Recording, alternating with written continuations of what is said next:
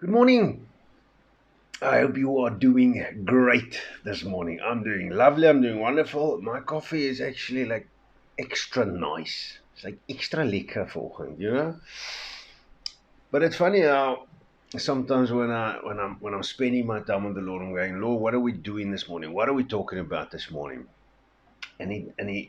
Sometimes it feels like complete and utter silence. And when I actually find myself, I'm like, oh no, wait, we are actually we've been busy with some stuff. And this morning is, how often we say to each other, it's the little things that you do in your life that count, that matter, the value of those little things. And it seems God has got me stuck on Gideon a little bit, as we've been talking a little bit about him. And we pick it up this morning in Judges chapter 7, where Gideon was preparing to fight this army of the Midianites. And there ended up being a total of 32,000 people that were ready to go into battle over here. Now, firstly, I'm sitting here thinking, how many Israelites were there that was busy going through the desert over here, moving into the promised land, if there were 32,000 people only ready to fight?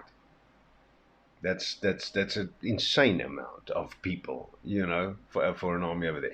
But anyway, so God says to Gideon, He says, "Listen, this is too many people.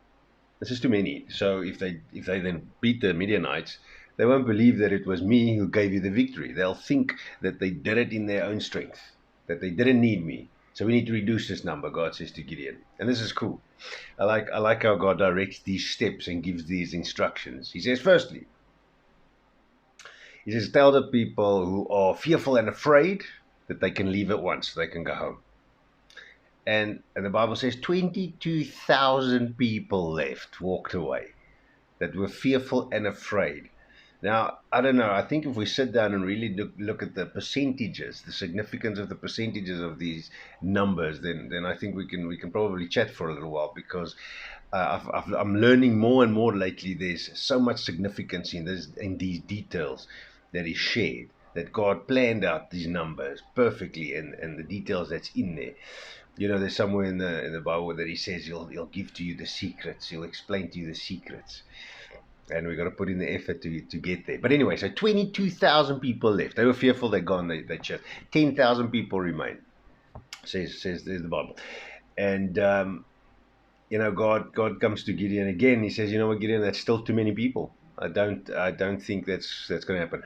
Now check what it is. This one, I love this next one. This next one is phenomenal. It falls, for me. It falls right into the category of the silly things, the silly signs, the silly steps, the silly signs that we tend to ask God, like we spoke of yesterday, or silly things that it sometimes feel that God tells us to do. If we can ask these silly things of God, and we were created perfectly in God's image, then surely God also has these things. I can share with you a great many things of. I even know of stories that I've heard and seen of people who were great healing preachers, but they got sidetracked a little bit, and even though they were still working for God, they were getting dangerously close to changing the focus, almost not pointing the finger at God anymore, and how God changes it, and God tells them to use the silliest of words, and He stepped in and stuff. I love these stories. Anyway, so God says to Gideon, "Fine, take them down to the water, and down there I'm going to go test them."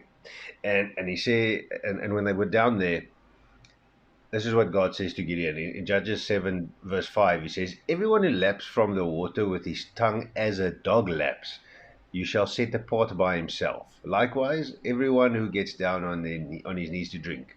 So, people who go down on their knees to drink, and people who laps water like a dog. We all know, I've seen how dogs drink water. First of all, I find this silly, because I've never drank. Well, as a kid, I used to faff around and drink water like that, but not even. I don't think I've ever really. I don't see it as actually drinking water. So, but that's me. This is what's going on in my mind over here, is thinking about this. How these guys are drinking water like this, and yeah. Anyway, so just the image that I have is very, very silly and very funny, but how God uses the most unexpected sort of things. But He gave clear instruction. He knew exactly. And verse 6 says, and the number of those who leapt, putting their hands to their mouth, was 300 men. Then the Lord said to Gideon in verse 7, he says, by the 300 men who leapt, I will save you and deliver the Midianites into your hand. Let all the other people go, every man to his place, to his house, to his home. And so God used water lepers. I love this. But we're just getting this far for today because if you think about it, the steps God gave Gideon to give them down to a specific number. And Gideon followed. Gideon did it. He listened. He did what God instructed him to do. And the Bible says, I will direct your steps, and don't waver off to the left and the right. And Gideon stuck to the guns. He stuck to the stuff God gave him and told him to do. Now, if you look at this number as well, this number of 300, it's less than 1% of 32,000. It's a massive reduction. It's crazy. Can you imagine, though, what possibly went through these people's minds? When the Bible speaks about the greatness of these men of the Bible, of the Gideons and Davids and all these people, and they were great, mighty men of valor. Gideon, a mighty man of valor, as the word said that we read yesterday. But can you imagine? They were still a man. It was still a woman. There were still men and women like you and I. Can you still imagine something? I like to sit and ponder on what must have gone through these oaks' minds sometimes when God does these magnificent things. We tend to think life was simpler back then because I tend to agree because we didn't have all these things we have today, all these technologies and there's so many things that can distract us all the time. That's why time becomes short, because we waste so much time on nothing, I feel sometimes. Anyway, so this far we haven't seen how many the Midianites were that they were going to fight. But we do know that 300 men was enough for people to know that God gave them over into their hand, that God brought them the victory.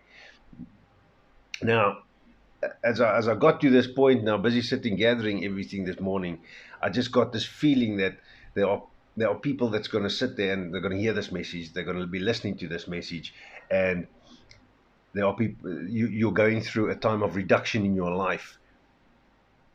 God is busy reducing things in your life and you don't know why. Or He's instructing you to take certain steps that you already know might reduce certain things in your life, whether it be people or whatever.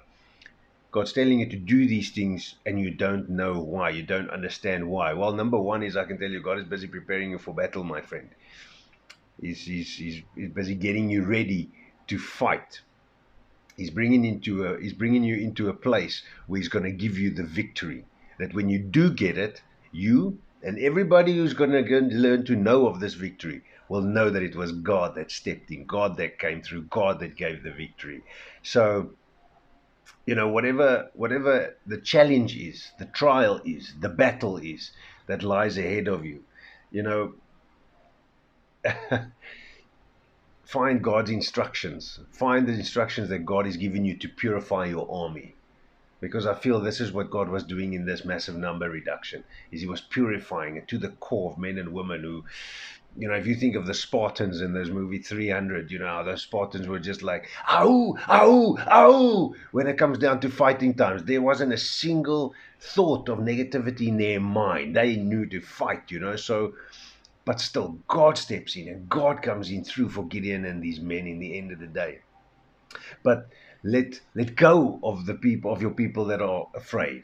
Set aside the silliness of things in your life, of equipment in your life that God is telling you, I know this looks silly, but put this there. This is your 300. This is part of your 300. Metaphorically speaking, of course. God's going to take you and your 300 to the greatest of victories. One you've been waiting for. One you've been preparing for, whether you know it or not. That tiny 1% small number is so significant. The small things in life, it's the little things in life that matter the most, where the strength and the core comes in. But it teaches us also to rely on God. All the glory goes to God. Get ready for your victory.